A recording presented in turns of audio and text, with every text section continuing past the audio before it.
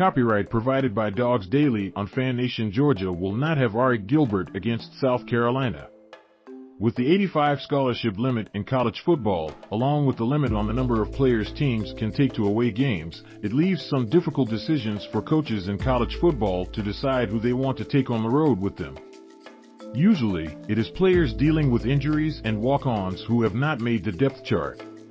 According to multiple reports Friday evening, Georgia's Arik Gilbert did not make the trip to Columbia, South Carolina, for Saturday's game against South Carolina.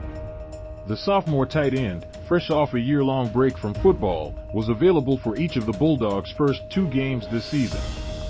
Gilbert saw action against Oregon and Samford, mostly in mop-up duty as Georgia had built a big enough lead in both games, allowing for the second and third teamers to receive in-game reps.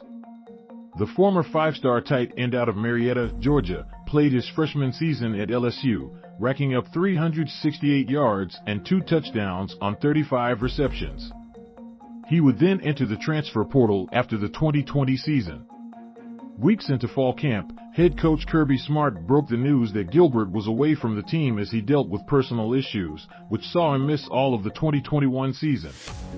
His return to the team in the winter sparked optimism for his return to the football field. After all, there is no doubting his talent. Gilbert shined on G-Day in the absence of Brock Bowers and Darnell Washington due to injuries. Even then, Smart made sure to pump the brakes on the expectations, noting that his young tight end still had work to do.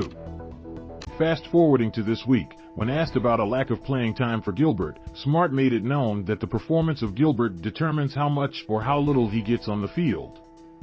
It's really based on Arik's performance, it's not really based on those guys.